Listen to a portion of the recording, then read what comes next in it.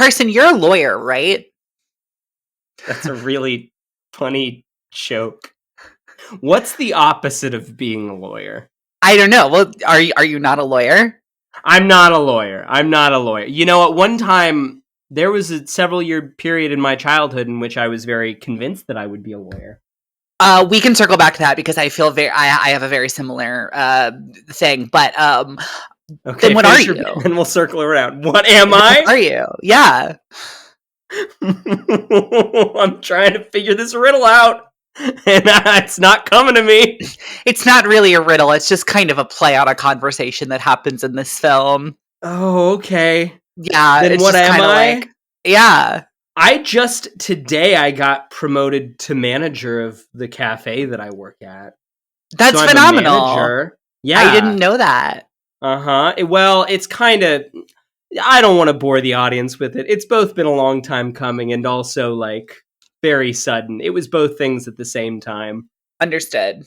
But yeah, because Michael Clayton is a lawyer, but, like, he's not that kind of lawyer, you know? Oh? He's not like the other girls. He's Michael Clayton. No, and see, that's the thing about this movie is this film is fucking great. We'll do the actual intro here in a second.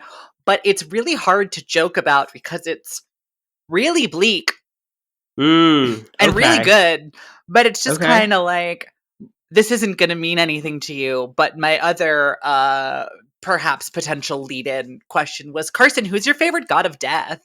Anubis is pretty good. Technically, Hades isn't a god of death. Hades is a god of the underworld. God of the underworld, yes. Yeah, common misconception. Probably the Christian god, if I'm gonna... That's fair. Honestly, I like Anubis as an answer. I think Anubis is very good. Cool.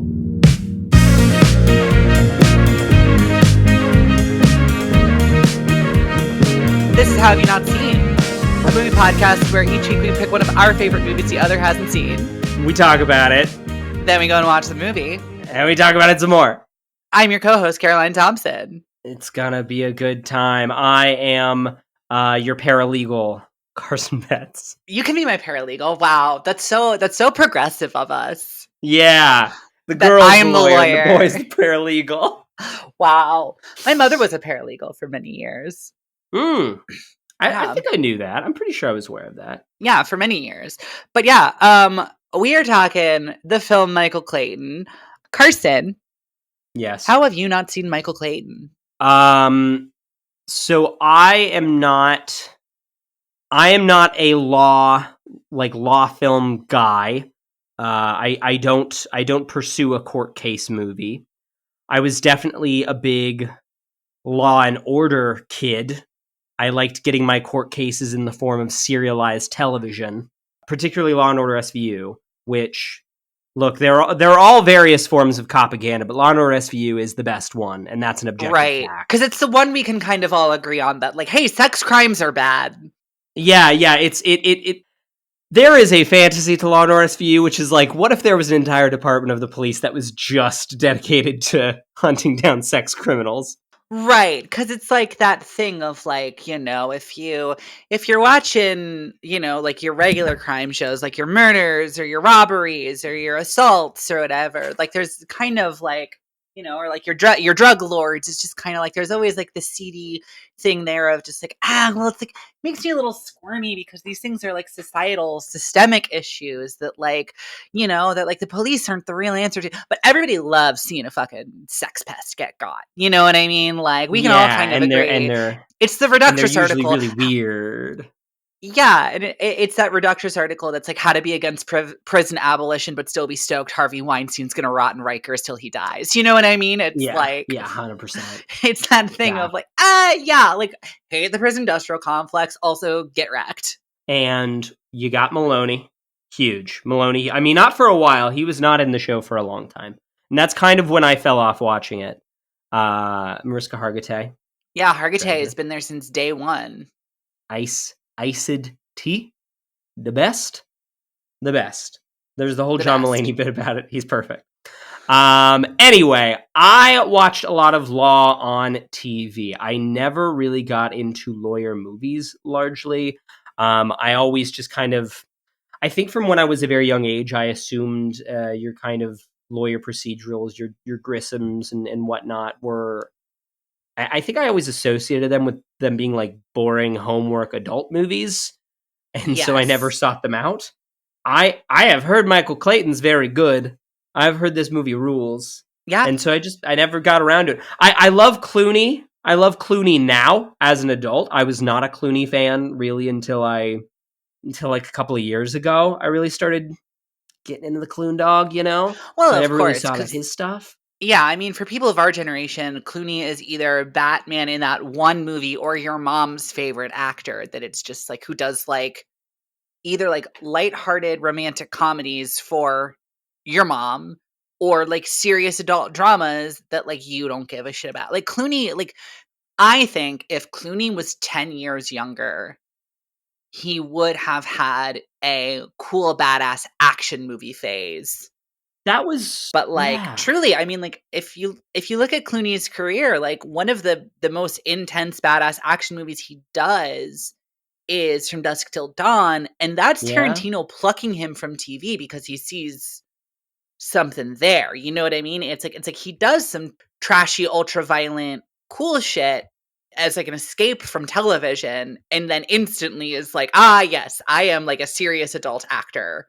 Never had to do the action hero thing until 2024's Wolves, the action epic. You Yeah, heard me right. Wolves with an F. Still not over that's the name of that movie.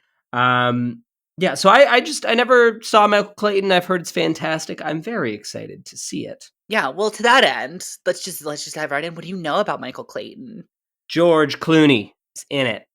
That's correct. He is a lawyer. But you know what Tilda kind of lawyer? You said this movie was no fun, but I can't imagine that this is like. I can't imagine that this is a movie where Clooney's all the way a bad guy. Like maybe he's a little rough and tumble. Maybe he's kind of rough around the edges. He's an anti-hero. He has to do bad things to do good things. But if it's a downer for most of it, that means he's probably not in a criminal law. He's probably not like locking up bad guys. Is he like a corporate lawyer? Sort of. Sort of. And therein lies a lot of what this movie is about. Oh, because he's not like the other lawyers. He's not like the other lawyers. Oh, He's not like the other okay. lawyers. He's a cool lawyer. He listens to Radiohead and Pretty cool lawyer. Pretty cool yeah, lawyer. but yeah, you were about to say Tilda Swinton. Yeah, Tilda Swinton's in this movie. I've seen pictures of them together. Correct.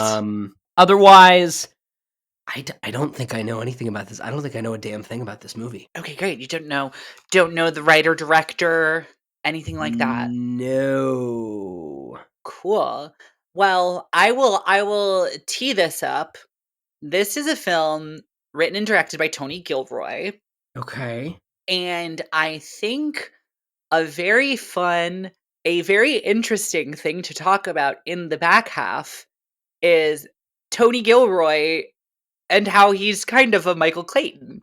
IRL. Tony Gilroy is oh. He's a very, very famous script doctor in Hollywood. Like if you look at his writing credits, Yeah. but like same thing too. Like okay, Tony Gilroy does the rewrites on Rogue One, and Oh. by all accounts, say that Gareth Edwards directed Rogue One. There is some speculation that perhaps Tony Gilroy directed. Tony Gilroy directed Rogue One. Yeah. There is some speculation, but Gareth Edwards did Large the circuit. chunks. Yeah. And he directed that really cool Darth Vader scene that I hate. He was the guy. you did, that is true. And Yeah. but Tony Gilroy is the writer and creator of Andor. So Oh, like, that might be my watch post finishing Penguin, but we will talk about that not during this episode. yeah, but so we'll come back to that because I don't want to give too much away. But yes, Tony Gilroy, writer director. It's his first directing credit, which is like kind of fucking insane. He only has three. He has three directing credits and only three directing credits. And so it's kind of a fascinating career that we will talk more in depth in the back half. But is there anything else you know about Michael Clayton? No. Great. Then we are going to jump into our game for this week. This week we are playing Rotten Tomatoes, Price is Right. The way this works, if you're joining us for the first time, is I have hand-selected 3 movies. Carson and I are going to guess the Rotten Tomatoes Tomato Meter score. We are going to do that for all 3 films, and then whoever is closest without going over best 2 out of 3 wins the week. We are going to start with this week's film, Michael Clayton. Carson, what do you think it is? 80? That is a good guess. This is an interesting... I wasn't aware that this movie had a reputation until recently. Well, that's sort of kind of the thing with a lot of it is so this movie comes out, is kind of forgotten pretty instantly, kind of like, yeah, that was like a pretty decent programmer, nominated for 5 Academy Awards, wins 1, and then like it's one of those things that just kind of grows in estimation. But 7 Academy Award nominations. Yes, 7 Academy Award nominations. 1 for Best Picture, which is cool. And then performance by an actor in a leading role, performance by an actor in a supporting role, performance by an actress in a supporting role, screenplay, directing, and then music, which at the time is Best Achievement in Music Written for Motion Pictures, aka Original Score. It's been changed. Yes. So I think 80 is honestly pretty solid. I'm going to go a little bit higher, and I'm going to say 85%, just given all of the Academy Award nominations, including Best Picture, which is not always indicative of a high tomato meter score, because the Academy and critics have large overlaps in taste, sometimes they are wildly different. The next film we are going to talk about, another film with many Academy Award nominations, another film that's like kind of dark and about some kind of shady people. Another film whose name is also the name of a fictional character, Tar, starring Cate Blanchett. Tar's really high. Everyone loved Tar. I really love Tar, except for everybody I have ever talked to in real life about that movie. Really? That's so interesting. Really. I have never met a normie who liked Tar. That's actually maybe correct. That's a really interesting distinguishing bit of taste. Every weird film person I have ever talked to, every podcast I've ever listened to about Tar, every film critic review I have ever read about Tar is glowing about it. And every person I have ever heard mention Tar outside of those circles does so like this. And what's that weird movie where Cate Blanchett's a conductor? Okay. Everyone I know in both like online that I follow and also in person that I trust and talk to about movies, the only thing I've talked to them about Tar is just that we've all picked up on the joke that we refer to Lydia Tar as though she's a real person. Right. Yes. No, agreed. But that's their weird film people. Normies are like, I don't get it. It was long, and what? She like, there's like, and she gets canceled and she sucks and she's like and then you're like, but she doesn't get canceled. She kind of deserves it, but maybe, I don't know. It's about cancel culture, but it's like not really. And then I don't know. I just yell at people. I'm like, do you know the end of this movie? It's so good. She plays video game music, and then people are like, what are you talking about? That makes sense. That movie is kind of weird, I guess. Movie is extremely weird. I mean, Lydia Tar is kind of weird. Yeah, but it's good. That's not a bad thing. I don't say that really fun. I love that movie. It's a great really fucking movie. I saw that in Banshees of Inisherin, double feature in the same night. That was a great fucking double feature. Oh, that sounds exhausting. I started with Banshees, which was the trick. Weirdly enough, you gotta start with that movie. Yeah, they're both pretty damn dour though. Very gray, both those films. Yes. I mean, this was pretty well beloved by critics. I'm gonna say like 94. That is a really, really, really good guess, and is probably like Tar was the Anora of 2 years ago. It came out of the festivals and everybody was like, oh my god, this is the masterpiece. Like, this is the one that's going to escape. We all got to go see Tar. Yes, and then nobody who Let me put it to you this way. Nobody who does not have their Letterboxd linked in their social media profiles like that's this Yes. movie. But every single Yes. person who says, "Hi, this is me. This is where I live. These are my pronouns. Here is my Letterboxd." Yes. Over the moon. That's true. I remember I watched both of those movies and I talked to my mom about them and I was like, I think you'd actually like the first one. And she's like, would I like the second one? I'm like, no, absolutely you would not. Correct. I'm going to go a little lower and I'm going to say 90. I think 94 is a really solid guess. I think it's pretty right on the money. And then the third movie we are going to talk about is a third movie, Dickie Roberts, former child star. What the fuck is that? You don't know? No, what is that? It is a David Spade I can't film. Google it or I can't Google it or yes, I am on IMDb right now. It's a David Spade film from 2003. It was like, it's like, I believe it is a Happy Madison. And it's just that David Spade plays a 30-something man who is a former child star, and he is a big man child. And it is the foibles and fables of a former child star. I assume this is like silly and goofy and they make fart jokes, right? It's not like correct. It's not like the Sarah Lynn plot in BoJack Horseman. It's not like sad. You are correct. You are very correct. Okay. I am a person who derives great joy from pulling out the name of a shitty studio comedy that came out in the early 2000s in general conversation. I don't think I've ever heard of that movie. That is not only is David Spade the C-list of the Happy Madison actors, but that is the C-list of the David Spade movies.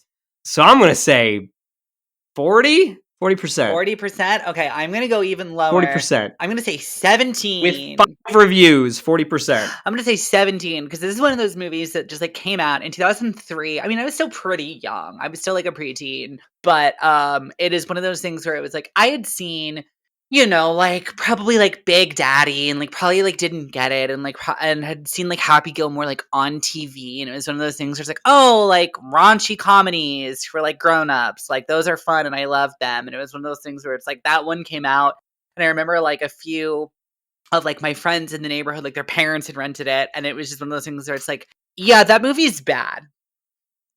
Like when a bunch of preteens are like, yeah, that movie where like I'm sure a lot of the mileage is the fact that they are forced to say dick a lot. Yes. And when a bunch of 12-year-olds are like, that movie's bad. Yeah. So I'm going to go 17%. We're going to lock that in, and we are going to come back to that when we are done watching the film. But in the meantime, Carson, are you ready to go watch Michael Clayton? Bum bum. Ba, ba, ba, ba, ba, ba. Yeah, I am. Great. All right. It's the Law and Order theme song. No, I got it. Yes.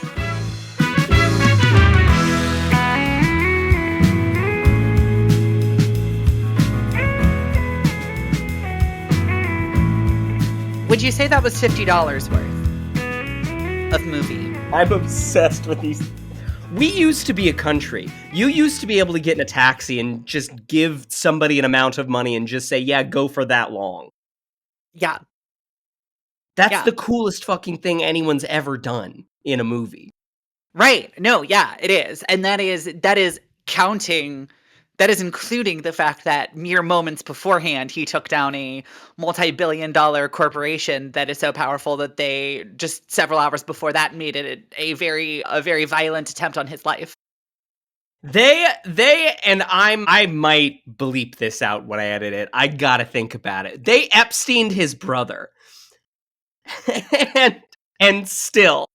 I think you can leave that in, kind of. Yeah, I think everybody pretty much understands the meme there. No, so top 3 coolest things that anybody's ever done in a movie, right? Okay, so here it is. Number 1, just give me $50 worth. Number 2, I am Shiva, god of death.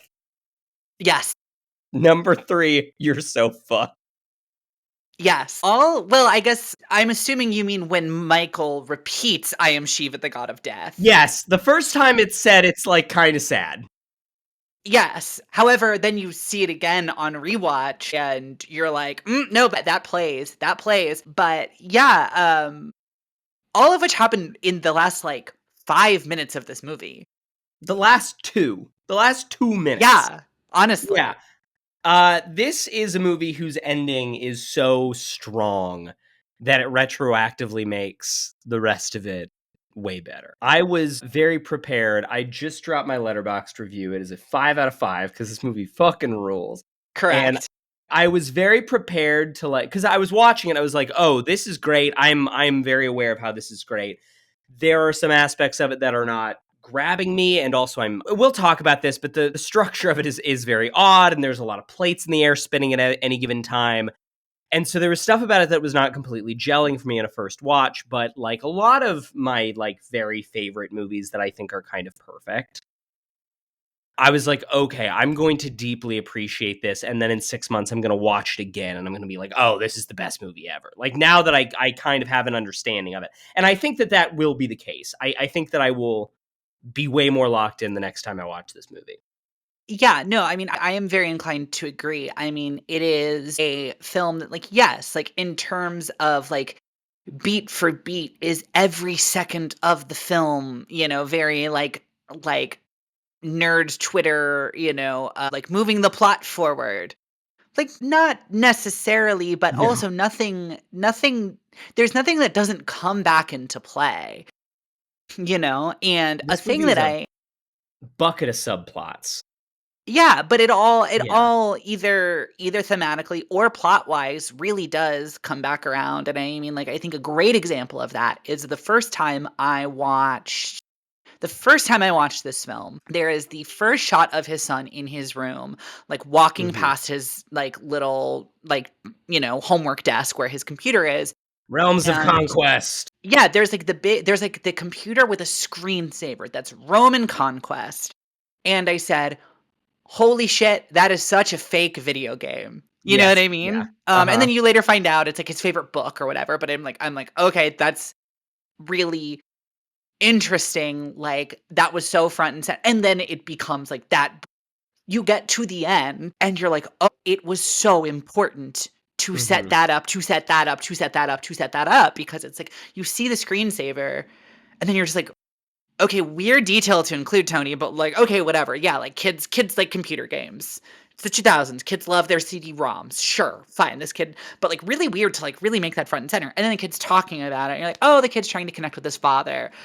And then he's talking about it to Tom Wilkinson's character, and you're just like, okay, so this is like a kid who's like really looking for, you know what I mean? This is a kid with a hyperfixation. All right, cool. And then that ends up being the thing that saves everybody. And I'm just like, and then you watch it again, and you see the screensaver, and you're like, oh my god, you're like that is set up within the DNA of the film in So a way that like upon first watch and I feel like I'm going on about this because I feel like that is a microcosm of everything in this movie, right? yeah, and all the little details gel so well. It all feels very lived in. It's one of those movies that I'm like, I know. Oh, I'm like, oh god, I'm fast forwarding to a year from now when I've seen this movie another time, and I'm just a little bit obsessed with all these details. And I'm already a little bit obsessed with all these details. I'm obsessed with the way that Realms of Conquest looks as a book. It's like this thin red leather tome. And I just love that shit. I love that they all call him Mickey, everyone in his family. I love like there's so much stuff that makes this movie feel very relaxed and very lived in This and gives it so much implies texture. yeah, it gives it so much texture and implies a level of detail that like the movie doesn't even need. The thing I was thinking about midway through this movie, we've now had like two of these this season, like movies named after the name of a guy that are like awesome. This and Jack Reacher. And kind of Yes, similar, you're yes. welcome. Yeah, thank you. Thank you. Similarly to Jack Reacher, there is something about this movie that feels like it is based on the third book in a series. Like, it's not like, I don't feel like, oh, we're missing key plot details or things that are important, but I'm like, all of these characters feel like they were set up in a different movie, like 3 movies. Like, it feels like, And the movie does a really good job of just, and it's all Clooney. This is such a good Clooney performance. Like, does a really good job of like letting Clooney give you the shorthand of what his job is and what his role is within the firm, and explaining his role as he's a fixer, he's a janitor, all that stuff. But like, it does feel like there was 2 books ago a more in-depth understanding of exactly what his job is and what kind of cases he takes that you don't need in this movie, but you can tell that everyone knows. You can tell that there is a definite Right, and I mean, we have to get back to the game, but, like, to your point about Oh, both yeah. this and Jack Reacher, which this is not based off of anything for those listening who might not be aware, it does have that vibe, though, of just, like, it does feel like you are dropped into this world in a way that's very compelling, because it's one of those things where it's like, I think a worse movie starts with a scene like the scene with him and Dennis O'Hare, Mhm. where a worse movie is like Dennis O'Hare being like, "Oh my god, I don't know what to do. I'm gonna go to jail. I'm gonna go to jail. I'm gonna go to jail." And Michael Clayton being like, "No, you're not, buddy, because I'm here and I'm Michael Clayton and I'm a fixer and I'm a janitor. You know what that is? No, you don't. Well, here's what it is." You know what I mean? And it's like, I think a worse movie feels the need to show all of that to you in like the beginning, like show him doing a great job. Like, in the way that Jack Reacher has that really excellent first scene that sets up exactly who Jack Reacher is, where he buys new clothes and, like, gets on a plane.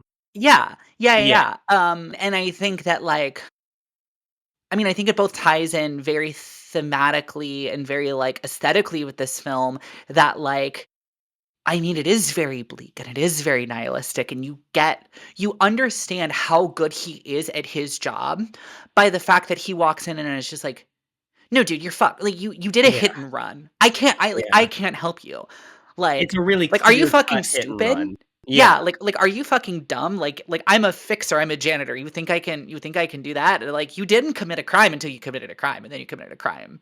And like I actually can't help you there, you fucking moron. I'm leaving. And then you're just like, "Oh man, this guy is very no nonsense." And you do get that sense that he knows exactly what he's doing because that is a display of him knowing exactly what he's doing. It's just not him, you know, it's just not him doing what Dennis O'Hare wants, which in a way is almost a bigger power move that he walks into this like hyper millionaire's mansion. And I was like, "Oh, that's what you want from me? No, I can't do that. You're fucked." yeah. You know, that having been said, we do have a game to get back to. Let's do that, yes. So, we played Rotten Tomatoes Price is Right.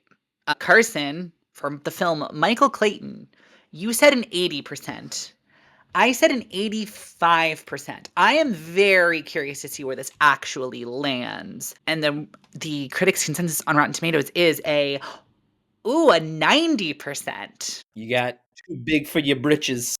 So I do indeed take it this week. Critics' consensus, Michael Clayton is one of the most sharply scripted films of 2007. Yeah, 2007. With an engrossing premise and faultless acting, director Tony Gilroy not only succeeds not only in capturing the audience's attention, but holding it until the credits roll. And one might argue, through the credits rolling. Great Even credit. though, yeah, even though all that is happening in the credits rolling is Michael sitting in the back of the cab. It's just Clooney getting his $50 worth, yeah. Just Clooney getting his $50 worth. So I won that first one. The next one is Tar. Carson, you said a 94. I said a 90. And Tar is 91. So I do win this week. I was off by 1%, and you also busted. But I was also closer regardless. But very close. Very, Damn. very close. The critics' consensus on Tar is led by the soaring melody of Cate Blanchett's note-perfect performance. Tar riffs brilliantly on the real-life story of famed composer Lydia Tar. Oh, sorry. I was about to Riffs say, who does she brilliantly on play? the Wait, discordant her side performance of is who? Fainfield Who does Power. she play? She plays real-life composer Lydia Tar, who is a real person. I actually saw once conducting. They say in the movie she had a residency in the Cleveland Orchestra, so yeah, She she's did, been and through town. I saw her doing, it was The Hobbit, The Desolation of Smaug live in concert. This is the soundtrack to Diablo 4, Reaper of Souls, the OST. So I do win the week, but to round this one out, it's time for our shit post. Dickie Roberts former child star. Carson, you said a 40%. I said 17. David Spade, 2003 film. Dickie Roberts, he's a 22. So I went 3 for 3 this week. Too much Critics confidence. Critics' consensus is just a so-so David Spade comedy with a few laughs. To be clear, it says 22% with a few laughs, meaning there are some there, not with few laughs, meaning there's barely any. Sure. They do say there's a couple. Every movie starts at 0 laughs, and then, you add some and Correct, yes. Yes. This 0 laughs and 0 eye rolls, and then you just kind of average those out based on 0 laughs, 0 groans, and then kind of a tug of war between which of those two forces wins out. I'll tell you a movie that didn't make me laugh really at all until the end, in which I started laughing like a madman, is Michael Clayton. Yes. Not a funny movie, a very pitch dark, a movie where everyone has a lot of problems all the time until the very... I think that is part of the magic juice of this movie, is that it is really engaging, but there are no wins. But there are no losses either. Like, I was thinking about this too. Like, Michael doesn't come to the realization that there has been foul play until, like, minute, 90 of this movie. I paused the movie and I looked at it. There was half an hour left. Like, when he had the conversation with Sidney Pollack of, wait, what if my brother was onto something? I'm like, any other movie, that would be minute 20. That would be the entire movie, would be this guy's brother was secretly killed and now he's trying to look into it. It's a wild format. Yes, no, I think you're right. I think in the way that a lot of films, especially thrillers, are kind of the, like, you win some, you lose some, you win some, you lose some, you win some, you lose some, back and forth. This film really is. Every new scene, they just add one more domino. Yes. And you're just like, fuck. What even is it? Well, I spent the first hour of this... I just finished watching this movie. Like, I finished watching this movie... Like, maybe 40 minutes ago? Yeah. Less. Yeah, like 40 minutes so ago. I have a text from you that was 36 minutes ago that says, quote, he said, you're so fucked, and I stood up and started clapping.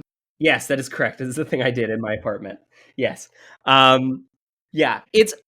So yeah, I just finished this movie. I've not totally gelled my thoughts on it yet, but I spent the first hour of this movie being very engrossed and very interested, but basically having no goddamn idea what was going on. Because every scene in this movie is Michael Clayton stabbing around at the dark. And like not... And also not really having... Again, his motivation is not actually linked up with the win that he has at the end of the film until the very end of the film. Right. There's that element of it. There is the false start. There is... I thought, oh, this movie just kind of begins in media res.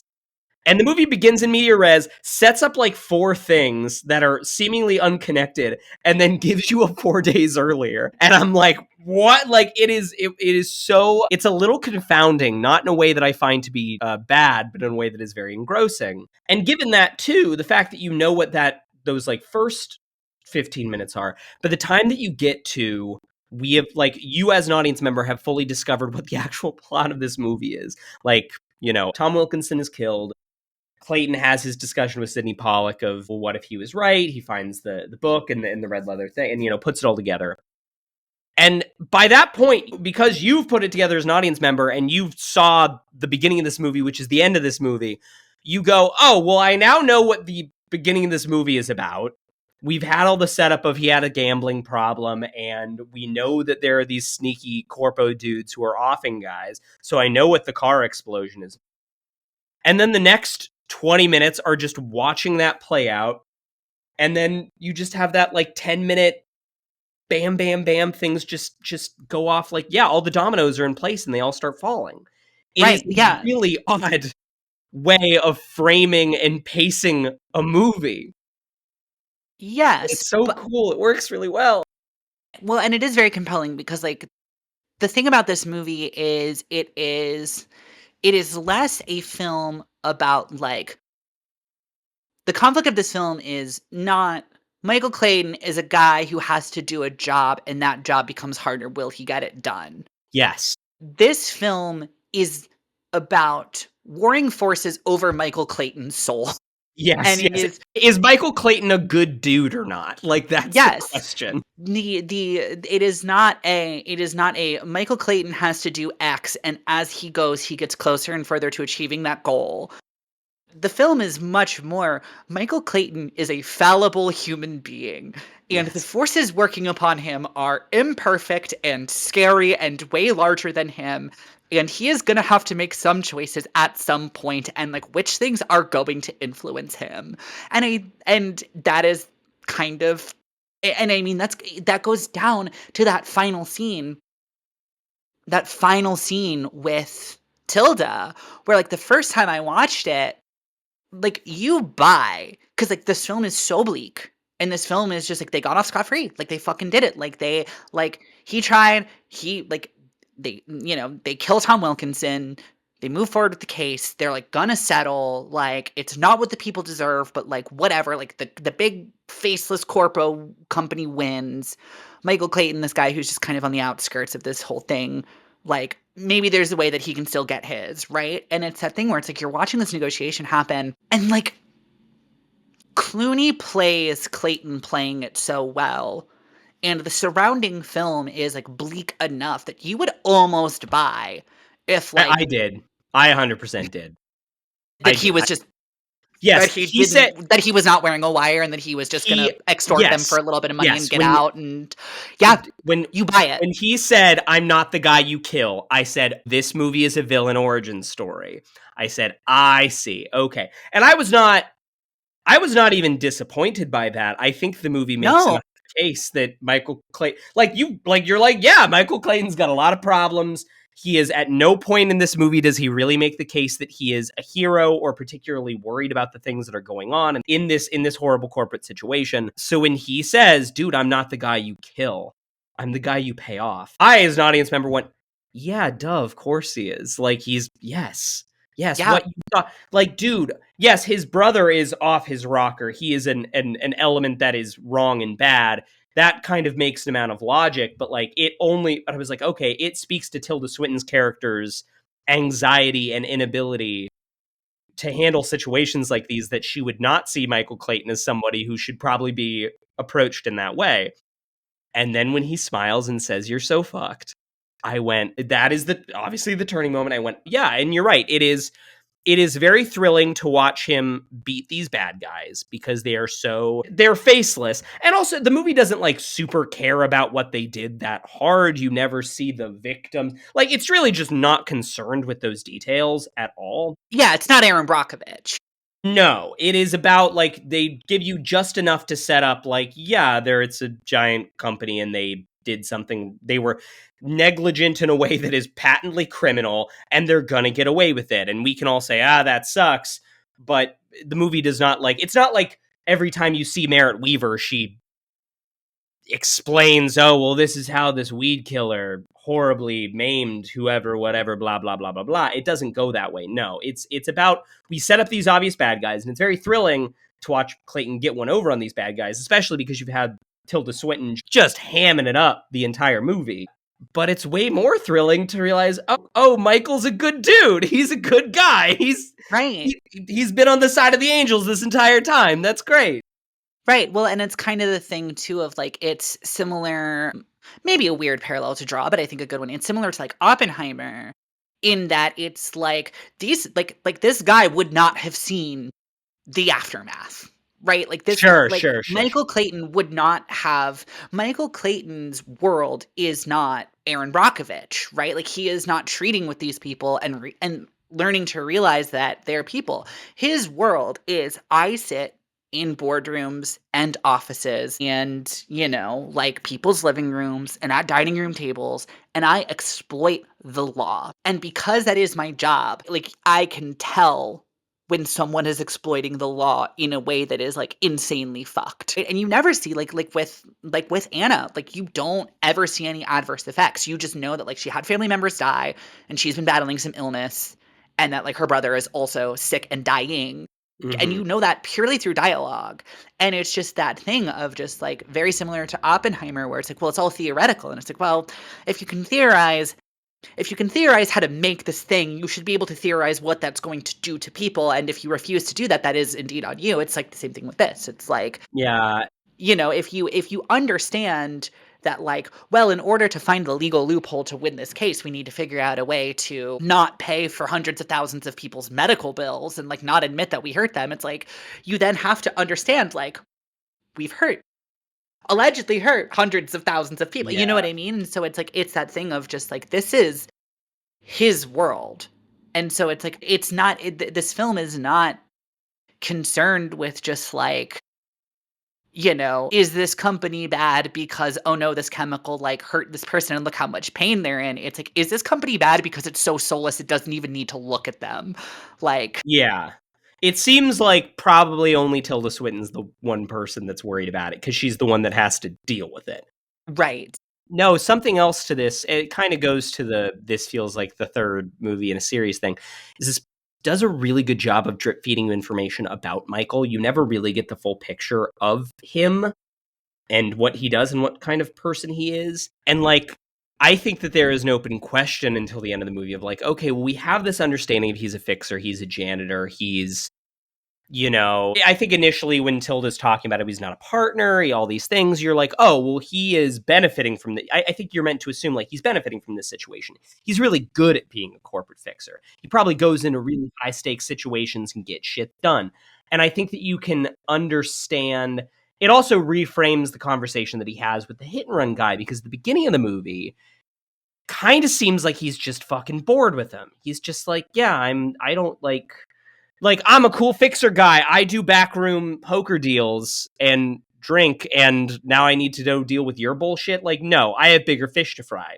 And then by the end of the movie, you realize now that you understand, like, he's got all these weird money troubles, the bar that he opened, all the stuff with his family, both of his brothers having like weird addictions of various types, and him having the conversation with Sidney Pollack about like, well, why the hell am I not a partner? Why am I not a trial lawyer? It opens up this possibility space of like, well, wait, is he like a criminal? Like, is he a really horrible bad person? Does he fix things in ways that are clearly morally wrong? Or is he just kind of, is he doing a lot of stuff that's a little bit more understandable? Is he going into corporate boardrooms and getting them out of little things? Like, and then it reframes the whole, he goes to the guy who did the hit and run, and it makes it, especially in light of the ending, it makes it seem like he's taking a little bit more of a moral stand. It's a little bit of like, well, dude, this is just so clear. Like, this is not only is this clearly, easily, trackably against the law, but also you killed a person.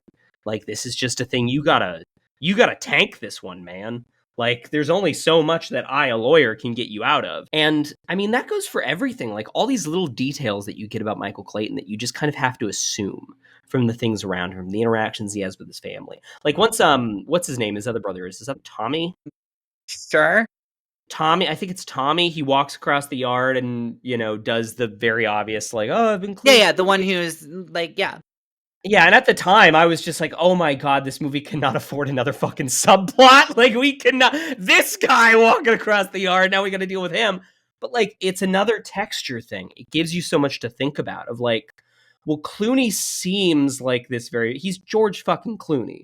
He seems like a very well-put-together, high-powered dude. But in light of everything that's happening around him, his marriage has failed, he has partial custody of his son, there's obviously a history of mental illness there. His older brother he says bipolar, but he acts fairly schizophrenic. His younger brother is very seriously addicted to drugs. He himself has gambling problems and seems to be drinking quite a lot.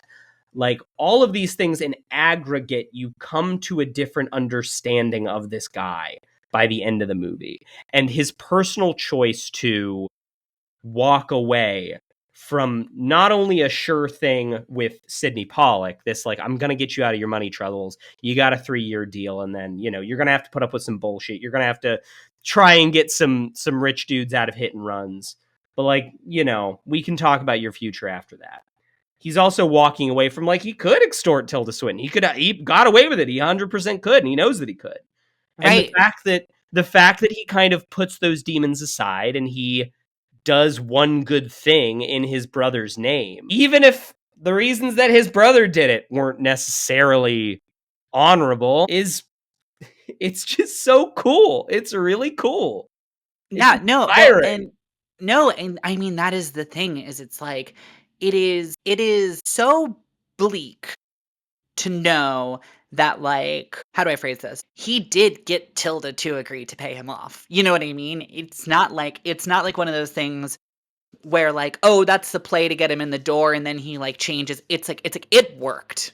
Like it 100% worked and he knew that it would work walking into it.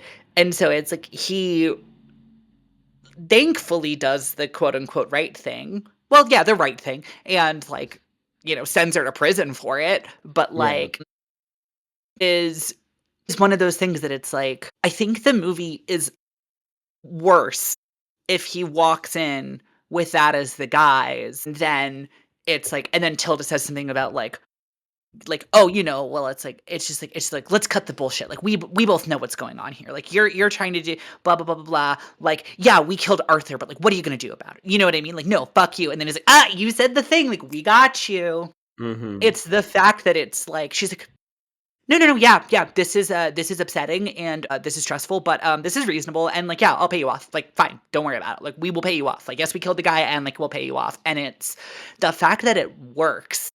It's the fact that he doesn't catch her in a lie. He doesn't like trip her up and get her to admit to something bad, like Legally Blonde style, right? Where it's like you keep poking holes in the story and then eventually the truth comes out. It's like the fact that he walks in and he's just like, "I know you killed Arthur and you tried to kill me, so pay me off so that I don't go to the feds." And then she's just like, "Yeah, okay, great." And he's like, "Ah, gotcha." Like that's almost like way more upsetting. The fact that like it would have worked and all he had and he could have done the same exact thing and like gotten away with it if he wanted to. And it's why Tilda plays it so well. It's why she won an Oscar for this. Is Correct. she like God. I am so impressed by that performance. She is so I don't even know how to describe it. I don't have words necessarily right now to describe how impressed I am by her nebbishy, anxious, fearful, the way she talks to the two dudes, and she kind of starts to imply, well, I think you got to kill this guy. What are the words she says? She like the fact that there's something to the fact that she is a corporate lawyer and she can't speak to any of this directly because doing so would put her in legal hot water. Like that is then okay, well, we've actually said this. But Yeah, so well, she often never she plays it so often like she just can't stand to look at it. Like she's so icked out by it. Like it's part of the thing that's so evil about it is that she won't even let herself like really get her hands dirty. Yeah, well, that's the thing is, like, the conversation with, like, the guys who she's paying to, like, bug the apartment and spy on him is, they're just kinda like, "Look, he's got all the stuff, like, we're like, that's that." And then she goes, "Well, like, there must be something you can do, there must be something you can do." And he's always just like, "Well, we could always," and she's like, Yada yada yada. We could "Yeah," and it's like, "Really?" He's like, "Yeah, like, we've got our methods, we could do it, like, we could take care of it." And she's like, "Okay." And he's like, "Okay, like you understand," or "Okay, like proceed." And then she just kinda like, "Mhm." And like she doesn't say it. She's like they never say anything. And it's just like it's like the foregone conclusion from when they even start. It's just like, so we're gonna kill this guy, right? Like yeah. it's like Well, and it's not even to the two hitmen, they're just like, look, we're not gonna kill a guy if that's not expressly what you want. Like, yeah, we'll kill a guy, we got no problem with that, but we're not doing it unless that's right. the order. Right. And just like and the fact that it's like it's so unspoken, then it's just like, well, yeah, like you obviously hired us so that eventually we would float killing the guy and like we don't even have to say it. And she doesn't even pretend to be like shocked. She pretends to like she's like, "Oh, like I had never," she like kind of pretends that she hadn't considered it, but she never feigns disapproval at the notion. And all the kind of the texture personality stuff for her, the like the self grooming and the preening and the going to the gym and like all of those little details from a different actor could be so, I don't know, kind of cringeworthy. It would make the material seem kind of base and gross. Like, why are you focusing on this woman's, on this woman's like self concept of her own weight when there's all this other shit going on? But like, Tilda plays that as a part of the character Like, she is anxious in the same way about the way that people see her when she's, looking at herself in the mirror as she is when she's implying to those guys that they need to kill this guy. Like, she is just playing a person who is in this situation and who does not want to be culpable for anything, does not want to be seen and perceived in any way in this area, needs to put up a certain kind of front. And it's great. This movie's cool. I'll tell you, the scene when Henry first gets in the car, old Henry Clayton, I did that to my dad so many times. So many times when I was 10. What, just got in and just started yammering about the thing that you like? Yes, my dad would pick me up from my mom's house for the weekend, and he'd be like, yeah, get your jacket. And I'd be like, got a book from the library this week. Let me tell you every detail about it. And then So the thing about Gengar is... The thing about Dad, you don't get it. Dad, the thing about RuneScape, you should really play RuneScape. That's my favorite part when he says you should really read it. And he's just like, no, I can't do that. Buddy, by the time I finished it, you'd be onto a different thing. And like, that's a dodge, but it's also Michael Clayton being like, dude, you read a new dumb fantasy book every month. You're not going to be as obsessed with this in 2 weeks as you are right now. I know that. Right. From experience. But like, that is the great thing. That is the thing that I love about this movie is it's like in the battle for this guy's soul, right? In the battle for Michael Clayton's soul from all of these like different forces. Again, a shittier version of this movie, has his ex-wife like reaming him out and just being like, and I forget what the stepdad's name is, but like, well, Jeff reads every book he brings home from the library, and like, because he wants to connect with him. And Michael, the fact that like 5 books have gone by and you couldn't even name one, that's a problem, Michael Clayton.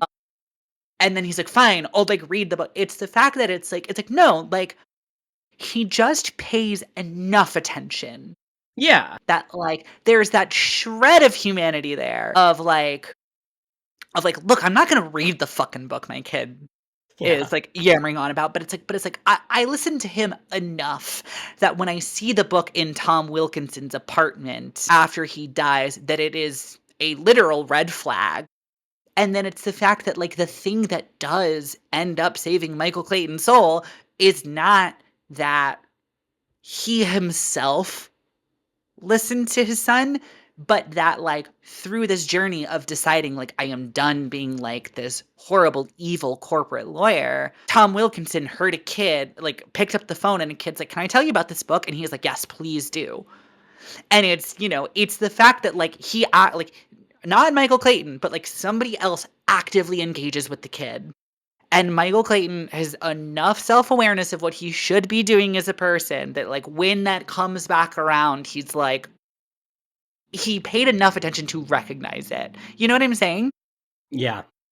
Yeah, no, there's so many bits of that sweet little ambiguity too of like, well, is he is he not going to read the kid's book because he's a shitty dad, or because he's just like a guy that's busy, which, fair enough. It would be very hard to keep up with every single thing that a child likes. But yeah, there's all that. I mean, him leaving the birthday early, there's all that stuff of like, well, there is a way that you could conceive that, and you could see that as being a deficit in his character, and some of them are. But there is always the open question of, is he fully an evil person that is hiding that from his family? Or is he a fundamentally good person who is in a, as many of us are, in kind of just a bad and compromised situation? That's the first time he sees Tommy and has the conversation with Henry, was like, he says, you're not as weak as him. And I mean, that is a clear moment of projection, a clear moment of ooh, Michael Clayton, maybe you've got some stuff that you're dealing with, my man. And that is, I think that's like either one scene before, one scene after. You very casually hear that. And it's like a blink and you miss it thing where he talks about playing cards. And he's like, Michael, you playing cards again? And, it's a movie that makes you feel very smart, because there are so many little details that are not all totally necessary for the film working on a plot level, but when you notice them and put them together, as the movie guides you to noticing these details and putting them together into its final conclusion, you feel like you did the work. Yeah. That's one of my favorite kinds of movies. It's why when he says you're so fucked, I went, I know exactly what's like. He bugged her. He's bugged her right now. Like I know what he's about to do. He's gonna reach into his jacket and pull out a bug. Because that's the other thing. I'm like, you dumb idiot, Tilda Swinton. You've been bugging dudes this entire movie. You didn't think about getting bugged. You idiot. You fool. Mm-hmm. And it's another deficit of her character thing. It's like, well, she's not actually dealing with the moral implications of what these dudes have to actually do on the ground to make her case go through. She's not getting her hands dirty. She doesn't know. She's not even thinking about it. Mm-mm. She just says, blow up that guy's car. Yep. Banger. And that's I do love that sequence because it's very intense and it's very good, even though you know 100% for certain that he does not get blown up by the car bomb, because you've seen the beginning of the film where he does not get blown up by the car bomb. But, like, it's still a good sequence. It's a really gripping sequence, even though you know, you're like, yes, this is when he is going to get out of the car to look at the horses. Mm-hmm. And not get car bombed. That the beginning does it walks that tightrope line of, again, it establishes, it's like Tom Wilkinson voice, which good voice.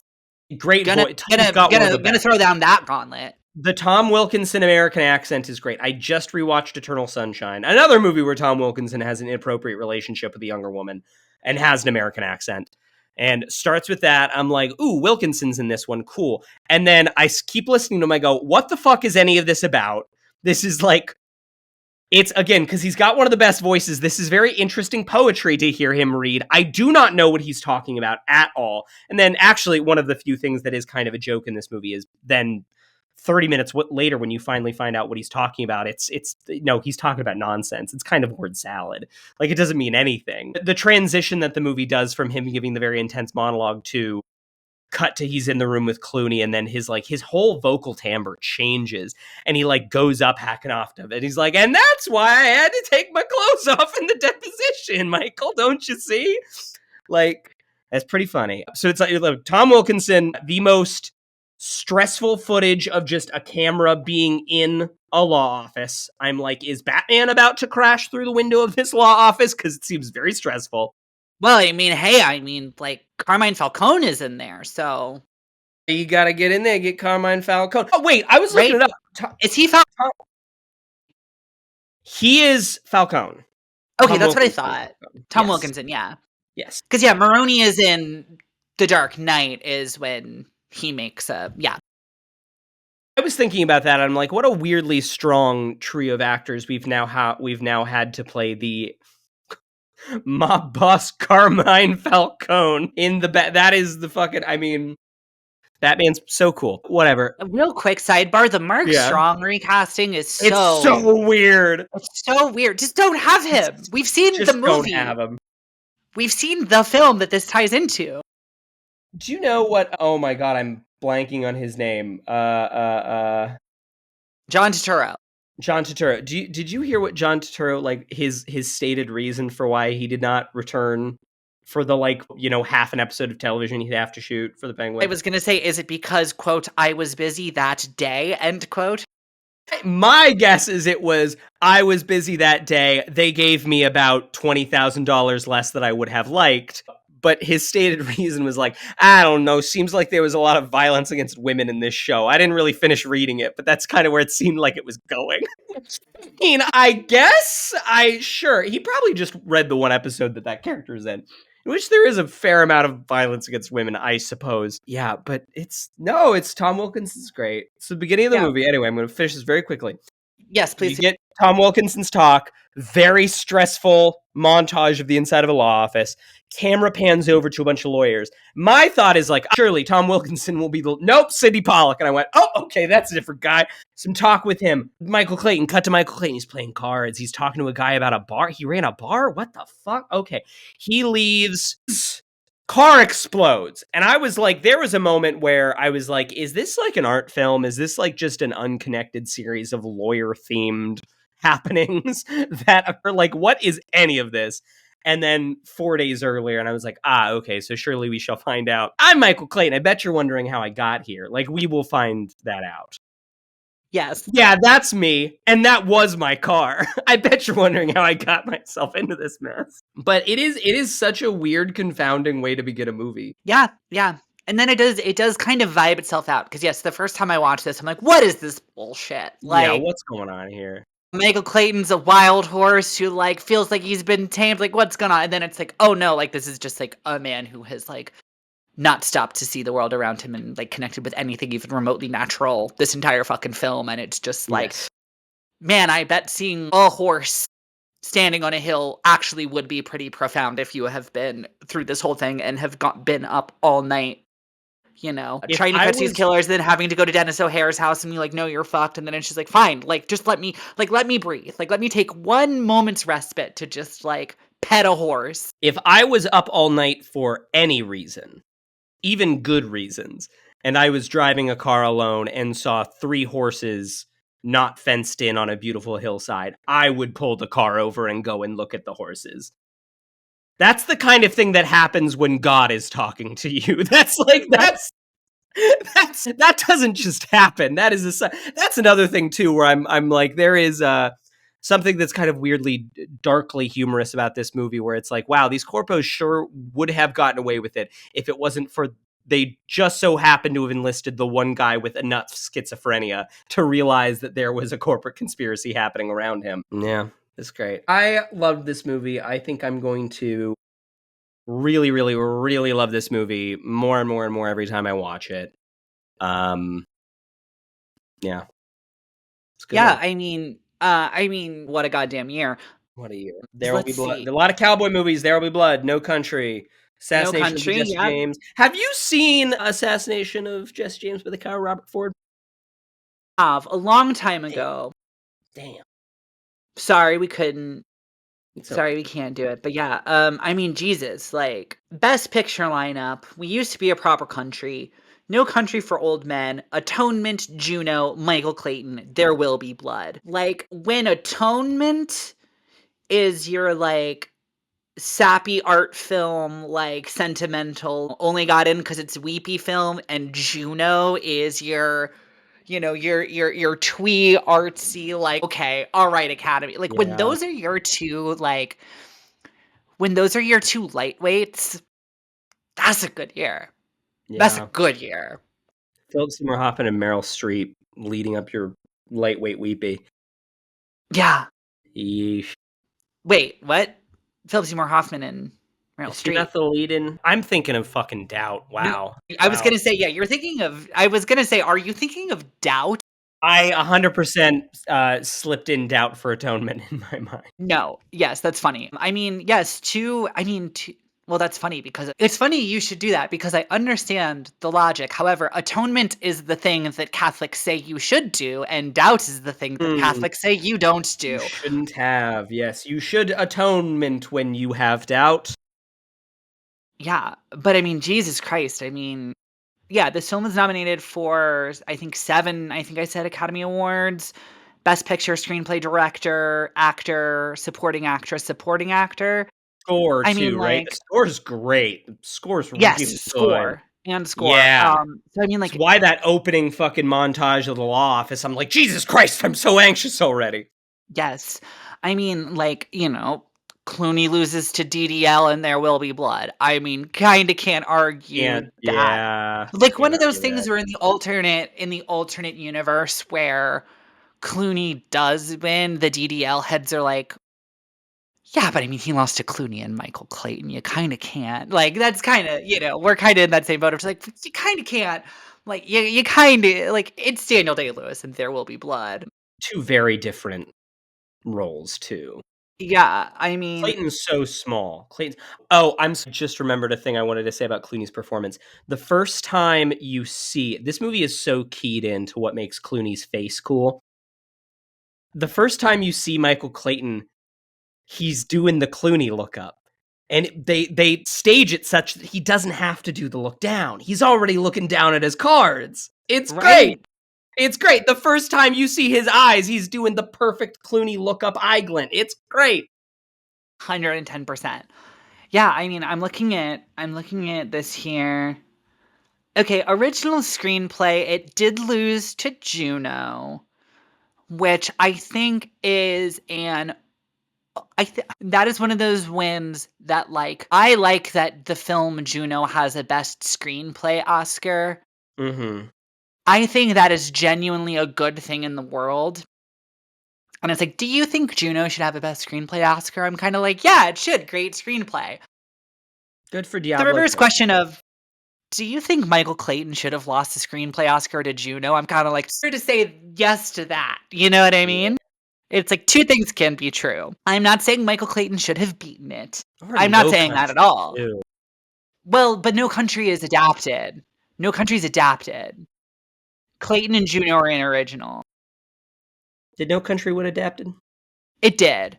Yeah, because I was There looking Blood and also adapted as is are all the other Best Picture noms? Or no, Michael Clayton is not. It's the only other original.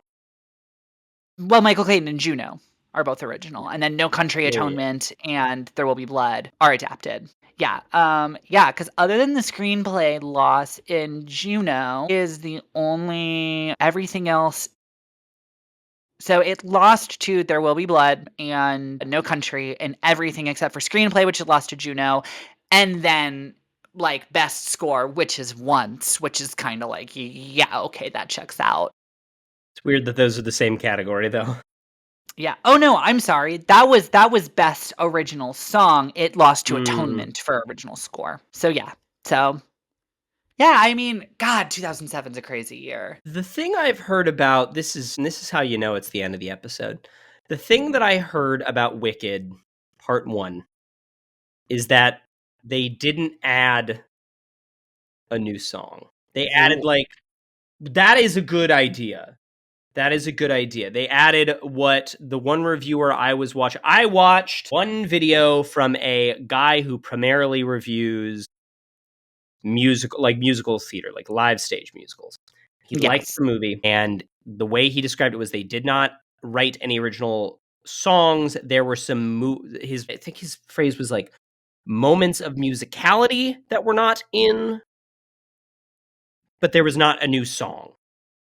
And I will say, good for Wicked resisting the urge to try and pick up a Best Original Song Oscar. Yes. My thing that I am confused about with Wicked is I've generally heard pretty positive things so far, especially from my theater kid friends. The thing that confuses me is I have been told it is a true part one. Like the title screen says Wicked Part 1, and it's still somehow longer than the musical. It's like 2 hours 40 minutes. Yep, musical's 2:30. Yep.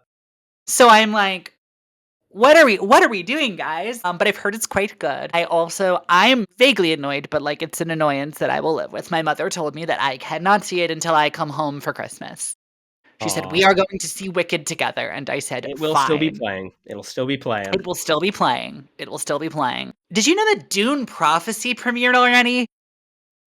Yeah, I was reading like my news app at work, and I saw like a thing about it, and I don't care. I don't give a shit. I don't give a single shit about Dune Prophecy. I People don't either. know I love Dune. I am a known Dune lover, and This people keep podcast is a asking me. known Dune Yes, podcast. this is basically a Dune Stan podcast. So people in my life keep asking me, "Are you gonna watch that Dune show?" And I'm like, I have never been less interested. I have not seen Rings of Power. I was marginally more interested in Rings of Power because I just heard it was bad, but I was marginally more interested in Rings of Power than I am Dune Prophecy. All the trailers start with like 10,000 years before Paul Atreides. And I'm like, great, fully 10,000 years before the guy I like gets there and makes things interesting. Cool. I don't care. I don't care. Right. Well, it's just like, yeah, no, I am so disinterested. I really like Emily Watson. Mark Strong is very in it, which is He's in interesting. it. I don't know what, yeah, He's I in don't know what he's Penguin got going and on with Dune. HBO right now. Yeah. Dang. Good for Mark But it's Strong. just like that thing of just like, I'm just disinterested because I know that they're going to get their way. And it's like, because the thing with me is like, Game of Thrones, right? The world of Westeros. We know the power struggle will be infinite, right? We know it will be indefinite because we know how human beings work. And so, like, you could just be like, yeah, this one's 200 years before House of the Dragon. And it's like, these people from the same families with a slightly different power dynamic, like fucking each other all over for power. I'm like, great, sign me up. I'm into that. I'm into the petty squabbles. Give it to me. I don't care about Dune because I'm just like, in Dune you have Paul Atreides and the Fremen, and then you have literally a bunch of supervillains. Yeah. Different themed supervillains who I assume, because this is 10,000 years in the past, will not really be themed in the same way they are in Dune. Like the Harkonnens, maybe they'll be kind of bad, but they're not going to be literal like space vampires like they are in Dune. Yeah, so I don't know. I will probably watch. I imagine I will attempt to binge the whole thing once it is out. Or at least once there's a few episodes. It has never grabbed me. It has never grabbed me.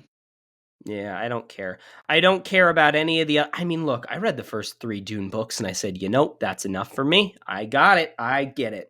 Thank you, Frank Herbert. I get it. I'm good. Yeah, I don't know. I'm probably. I'll tell you what. Post Michael Clayton though, I gotta go watch Andor. I gotta go. It's time. I gotta make Yes. it happen.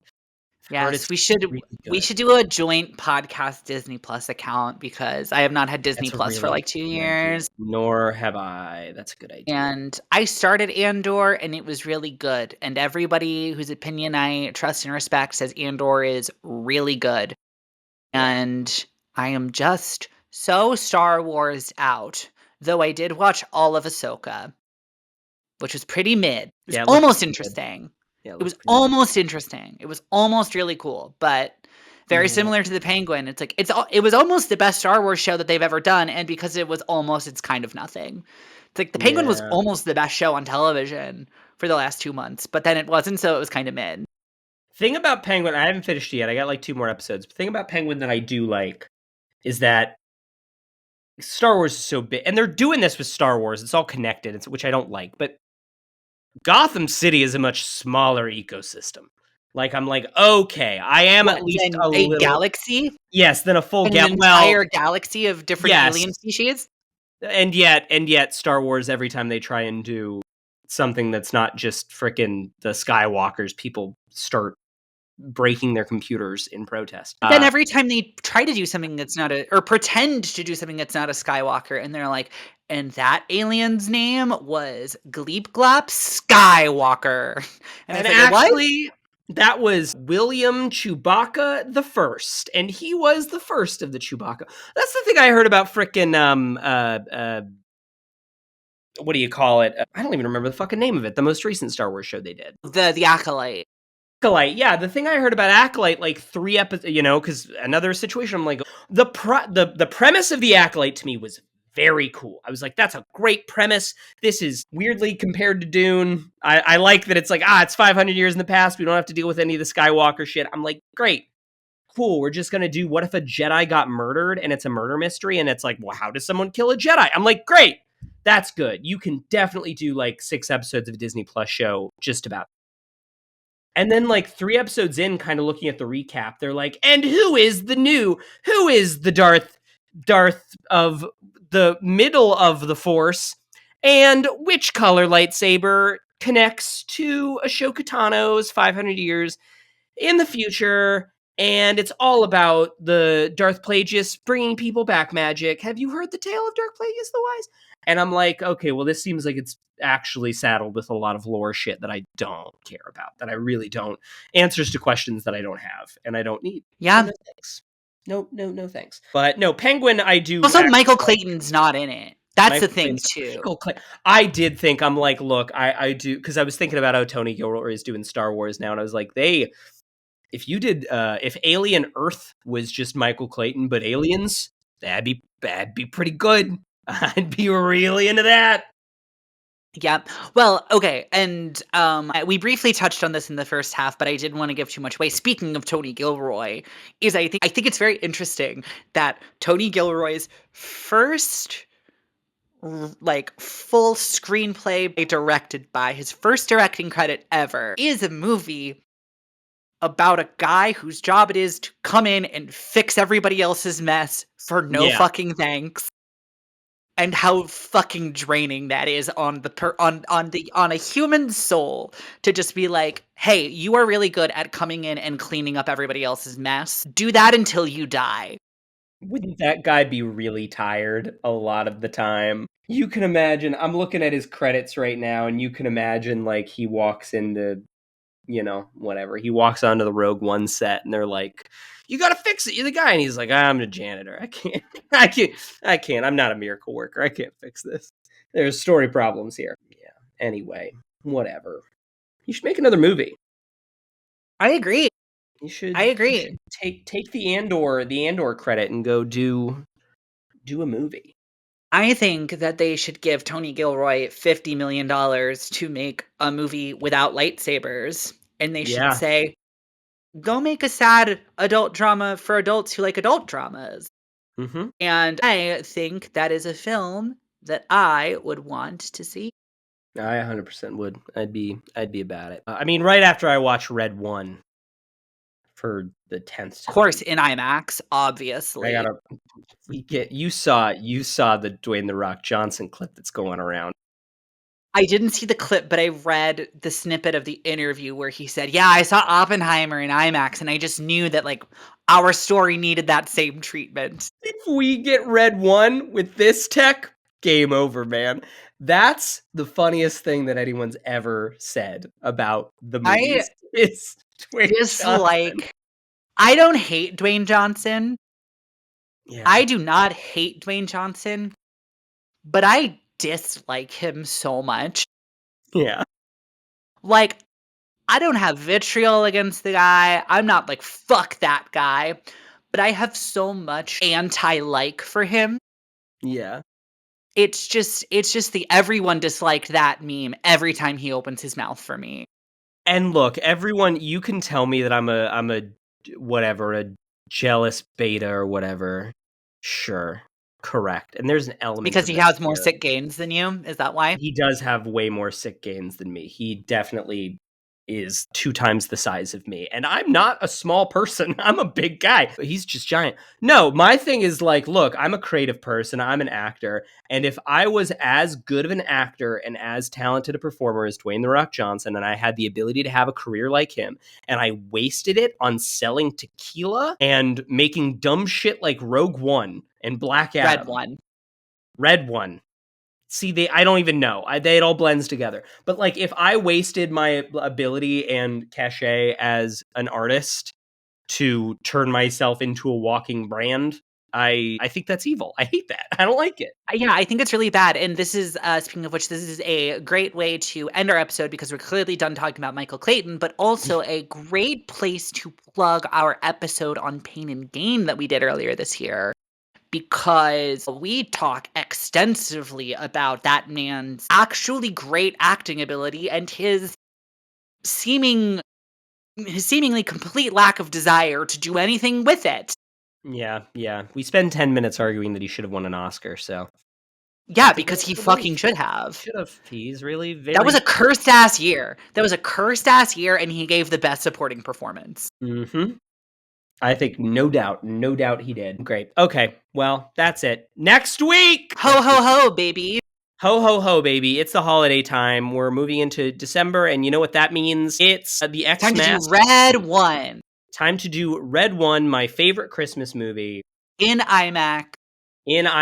With the Oppenheimer technology. I don't know what he means by Oppenheimer technology, too. That's another thing. I think he just means on an IMAX screen, because that film looks so CGI that, like, it does not seem like a film you could have even, like, shot in IMAX. You know what I mean? Like, maybe it's shot at IMAX on a green screen, and maybe you get every pore of Dwayne's face, but, like... You do, like, a weird post-conversion thing. I don't know how it works, but next week is the holiday season. We are doing a Christmas movie, and that movie is Kiss Kiss Bang Bang. A film that I definitely know what the fuck is about. I certainly know who's in it. Mm-hmm. I definitely don't think it's like 5 different movies that are not Kiss Kiss Bang Bang. You don't think? No, not at all. You don't I think don't think it's like Arthur 8 different Legend Guy of the Ritchie Sword? films for some reason. Yeah, you jumped my Guy Ritchie joke. Yeah, great. But so next week, Kiss Kiss Bang Bang, Happy Holidays. Followed by Arthur Legend of the Sword. Arthur Legend of the Sword. That is Happy that's like a Holidays. D tier Guy Ritchie joke. But yeah, Happy Holidays. That's the joke I made, so congratulations. Also in this episode drops Happy Thanksgiving to I assume everyone who listens to this is probably American. So It's if you're probably American, in it's America Happy or Thanksgiving. Canada. No, actually, if you look at our Spotify, it's a very True. Anglophone. It's a very Anglophone audience because we, of course, are English speakers. Yes. But we've got a couple folks from a lot of different places. If you look at our Spotify, To our those little of you map. who are not, congratulations on not being from America. Yeah. Goodbye and Sorry, good night. it's going to impact you anyway, but Yes, sorry, it doesn't matter. That's all, folks. Michael Clayton. that's it. That's the end. Thank you to Thomas and the Workmen for our theme music. Their EP, Good Company, can be found on iTunes and Spotify. How Have You Not Seen can be found anywhere you listen to podcasts. And if you like what you heard, give us a review on iTunes and interact with the show on social media. We're HHYNS Pod on Instagram and the website formerly known as Twitter. Keep up with what Caroline and I are watching on Letterboxd. Her username is CK Cinema, and mine is Fun Movie Zone. This show is produced with financial support from listeners like you. So, if you really liked what you heard, please check out our Patreon by putting HHYNS into the search bar. Over there, we've got years of content reviewing new releases and old favorites. Thank you so much for listening, and we hope you'll join us again soon.